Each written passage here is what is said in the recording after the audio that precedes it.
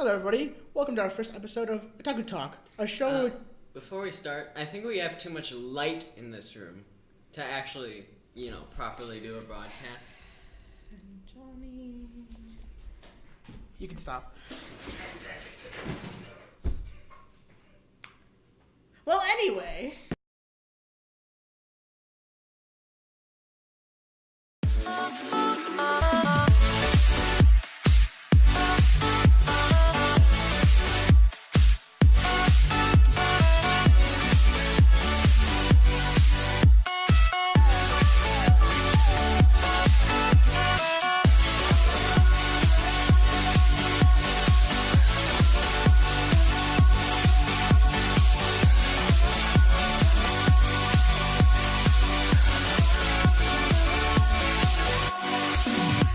Hello, everybody. Welcome back. It turns out killing stupidity is harder than I thought. Other than that, I'll go back to what I was saying before. Welcome to Otaku Talk, our first episode, to be honest. And we are here to cover things such as video games, anime, manga, anything that we really fancy that is otaku-ish, geeky, nerdy, the types we are. Tess, would you like to introduce yourself? I thought we were starting with Brian. No. That's why I put Brian first. No, you're Brian, apparently you were our leader has elected you first. See, I'm this cool guy who is also a weeb, who is also a cool guy. And I can't say that with a straight face. And that's the honesty coming out, folks. I am not a cool guy, but I try to be. That is Brian in a nutshell. Now then, as for me, I have no real credentials. I've never done anything like this before. This is the first time, and I have no clue what we're doing. So we'll see how that goes. Now, Tess. Okay, well, I work at both the radio and the TV station, so, I kind of have an idea of what I'm doing. What else did I put? I'm the assistant station manager at TV station, and I do the social media stuff. Some fun facts, I like cats and Tumblr and, wrestling and nerdy stuff, but also like I was going to say badass stuff, but don't know if I can say that, but I like stuff like tattoos and piercings. And with that said, although it doesn't sound like it, she's the most competent one here. Should I have done an actual intro? Nope, too late. Now let's go on to what might be our first and last show. We'll find out. We'll see how our actual viewers, if there are any, an actual boss's boss says so. I guarantee we'll get at least one. I guarantee we don't get past this one. We'll find out, I guess. Next time on... No. Next time? This is still the first time. We need to get through this first time before next time can happen. Already falling apart. It's alright, try to... And we've only just hit 2 minutes. It's okay. I try to kill him in the first minute. I'm okay with that. I can accept this. Well, I hope you enjoy the show, and I hope this isn't a horrible car crash that burns forever and ends up killing millions. And that you don't get a heart attack from her writing your name. She has Hi. one. It'd be worse than a heart attack. She has a twisted mind. That's true. See the evil? Well, anyway, that movie sucked. They don't know what we're talking about. That movie sucked. Okay. To clarify, the movie that he says sucked, it does indeed suck. It is the new live-action Death Note movie that many people have covered, and yet it can't be covered enough for the one reason of there is so much wrong with it. In every aspect of the movie, there is almost nothing that actually is correct. The few things that we can agree about the whole entire movie is the fact that L was played decently. Other than that, everything else is out the window. L. Meow. Yeah. Oh wait, that's a spoiler. That's a spoiler. That is a spoiler, yes. No one Edit that part out.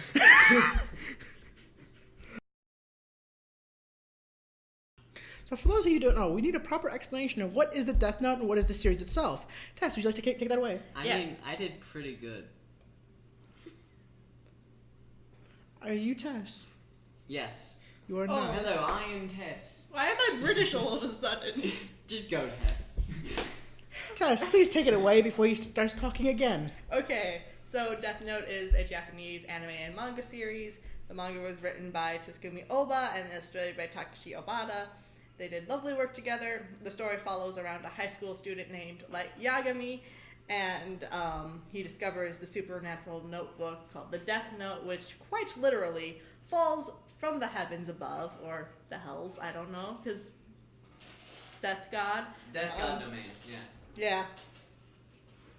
Yeah. And he gets it from the Shinigami Ryuk, and it grants the user the ability to kill anyone whose name and face that he knows, and it goes from there. The series centers around Light's attempts to create and rule a world that is cleansed of evil, so he kills the people that he deems are evil, and just bad people like murderers and serial killers and all that fun stuff.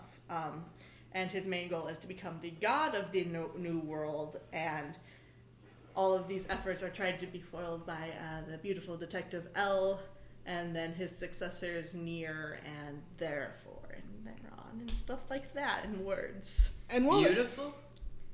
I like L. And while that happens, actually, quite often in the story, Light seems to like originally sound like he's fighting for the good of the people, like he's a good guy. Mm-hmm. But then slowly kind of toils more into the selfish, I just want to be the god. Which I kind of like about the story because it gives each viewer it gives each viewer a chance to be like, oh, they're the protagonist or the antagonist. If you like what Elle or Kira is doing, they could be your good guy and vice versa. Although protagonist and antagonist aren't good guy, bad guy. If you It took can be. any type of like class on what exactly it is. Yes, but my teacher doesn't explain it well, so... Well, we can't just explain the Death Note and the actual animated series itself. Do you actually have information for the movie itself? I do. So the movie, the first rumor started around 2007 for the film to eventually make a release. It was originally slated to be produced and made by Warner Brothers Pictures. There were talks of having Zac Efron play Light, which I think I would have liked, maybe just a little bit. But after, and they started to actually work on the film. They had several different directors slated before finally choosing the one who actually directed the film.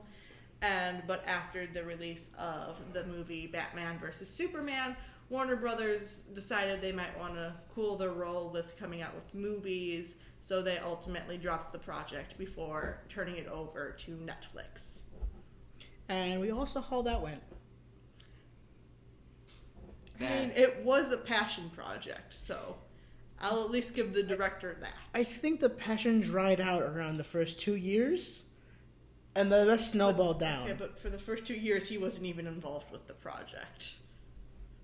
So it was just like, let's finish this thing. We've worked way too long on it, and we've laced off way too hard. I don't even know if they even had like a script or anything within the first 2 years. Because for the longest time, there was no new news until probably 2013. So you're saying this went underground for a long time and just popped back out 2013, and now just surprisingly popped out as a full release. Yeah. Which many people flocked to it thinking this would be a great movie, that they would love it, that it would stand true to the Death Note book. Yes, there are those people, and then there's people like me who had been so excited for another live-action Death Note movie because in Japan they had the two from the original manga work, and then they came out with a third one, which is based off the spin-off, I'll Change the World, and just within the last couple of years, like 2016, they've come out with a new mini-series and another live-action movie, which both take place 10 years after the original events. They also have a musical which runs in both Japan and South Korea. So, I mean, So with that going, would you think that this one failure of a Death Note movie would stop other movies from coming out from the Death Note series?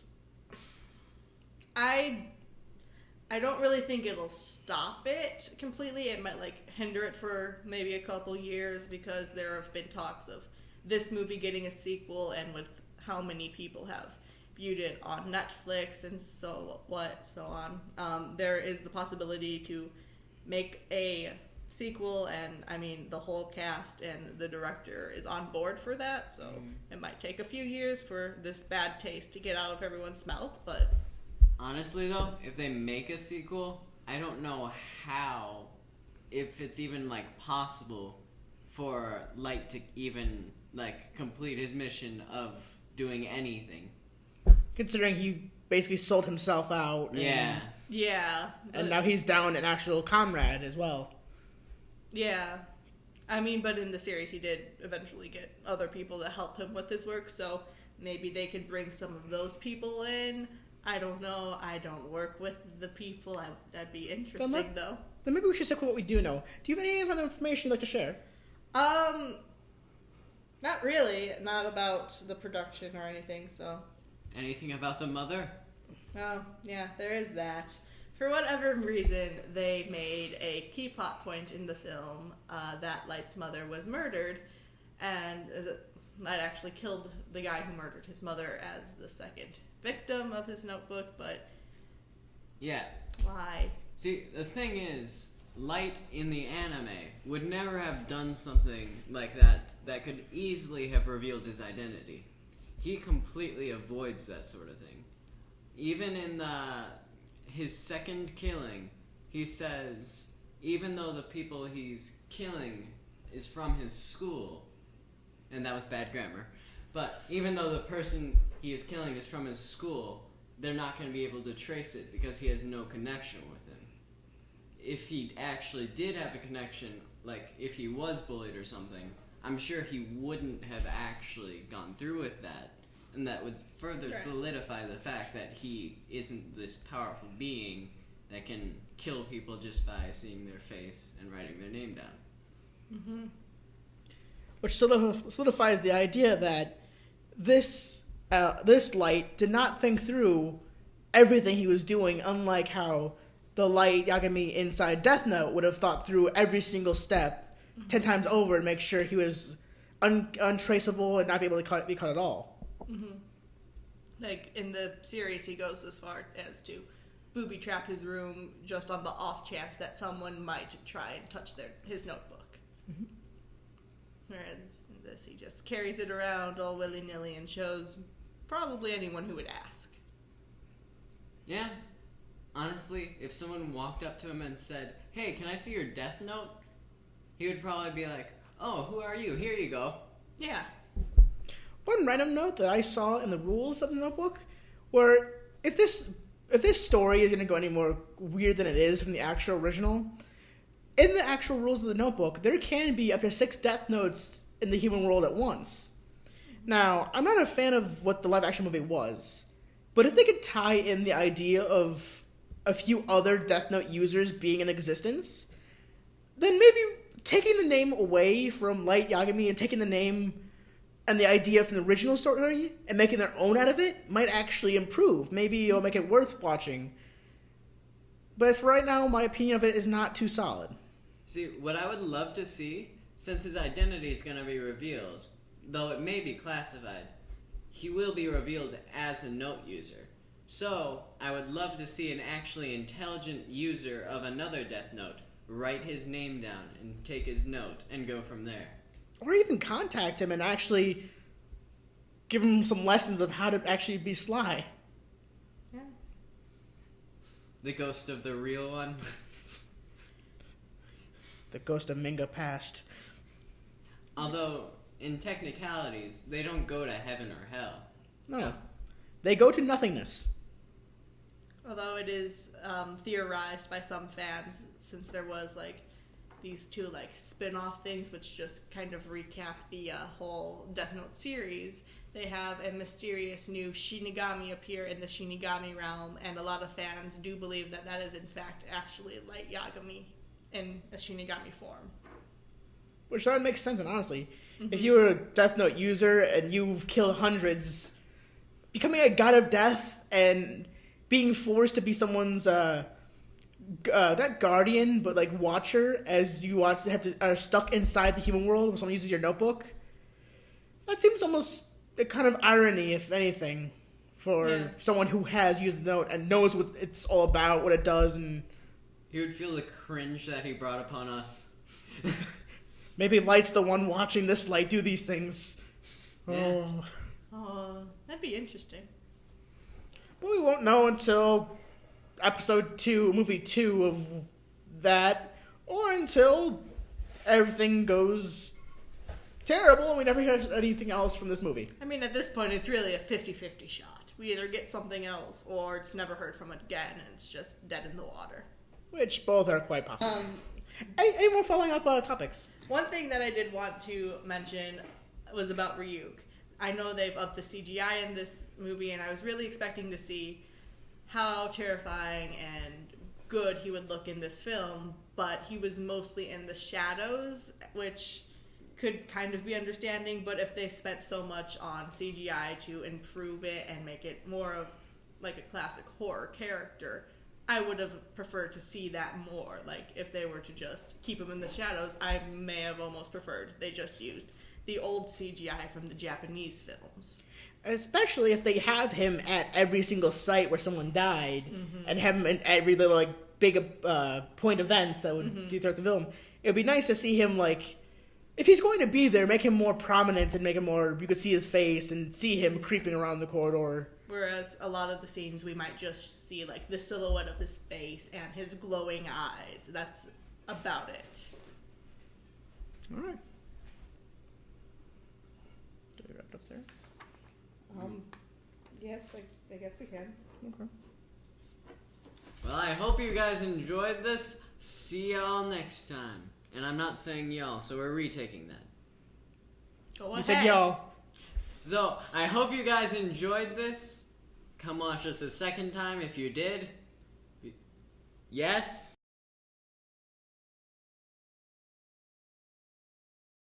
Angered me about the Notebook itself was the fact that there were small little changes that made no sense and did not need to be changed. Like, there were rules broken, while there were rules that could have actually aided to the movie. One rule being, a page in the book can be burned to save the life of someone you've written in it. In the direct rules of the book, through the manga and the anime series, it is impossible to burn, cut, or do anything to a page to prevent a death, but you're allowed to cross out the name before the death happens. While that's a key feature, they could have added that to the movie and kept the same exact plot and the same exact reasoning. But instead, they had to burn the page in the most ludicrous, stupid, and insane way possible that still angers me now. And that is by having it fly from the top of a Ferris wheel, being thrown by a woman falling to her death, somehow magically be written in the book that would float down and land in a fire. While they're on a dock surrounded by water, while any bit of wind could have pushed it somewhere else, it landed directly in the fire, long enough for Elle to walk by and see it. Complete coincidence? Complete. Yeah.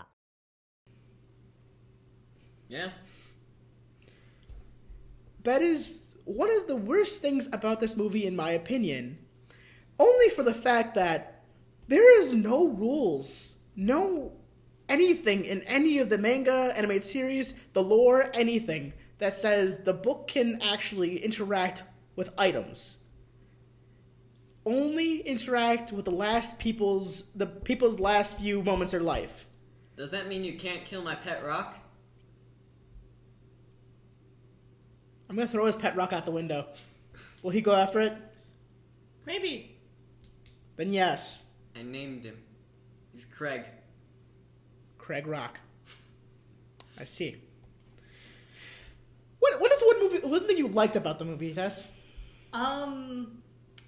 I really liked William Dafoe's portrayal of Ryuk. Like, the voice work he did, I thought it was spot on. I also really liked the man who played L, Keith Stanfield, I believe is his name. I thought his movements were pretty accurate to how L moved in the anime and the manga. The only thing about that was he didn't really eat cake. Yeah. More of just candy and sweets than... I mean, it's still sweet stuff, but, like, cake is good. Now, how did you feel about the whole idea of the orphanage and him being trained to be a super genius, and the things like, well, the weird thing about not needing sleep a certain many hours of a day to be a strong mind? I mean, the whole orphanage thing kind of comes from the story itself because he was in an orphanage called Whammy's House. Why they didn't keep that name in the movie, I don't know.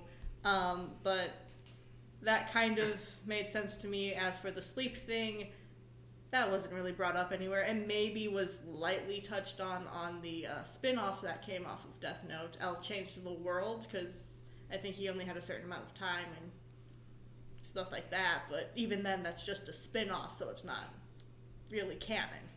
Yeah. So it's just more confusion to add to the story. Yeah, basically. What's one thing you enjoyed about the movie? Nothing. Nothing. Nothing. None of the characters' actions, none of the portrayals, none of the actual action, as you would call it, in the movie? No, the main character didn't die.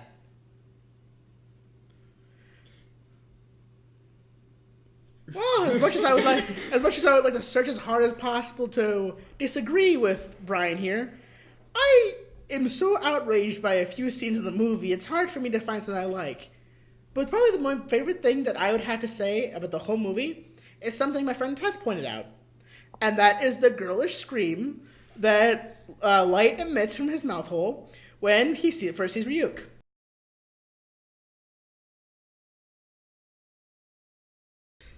Fan mail. Yes. Fan mail from our lovely viewers. So we have Athletic Failure XOXO with "You guys should get out more." Valid point. How do you know I'm not outside right now? I mean, this whole set could be green screen. Exactly. This is just a tree behind us. It's green. Don't question the green tree. Am I the only one who's confused as hell right now? Go on to the next one before I have some kind of crisis. Okay, we have Hanzo Main with Brian Sucks Mate. I think he might be from Australia. Valid point. Mate. See, that is not a valid point. You know why? He's a Hanzo main. His point not be him himself might not be valid, but I find his point quite valid. His point is maybe a little valid. Go on before he can defend himself. Okay. We got Genji Boy with... Wait. Hi. Alright, now you can go on. I couldn't think of any way to defend myself.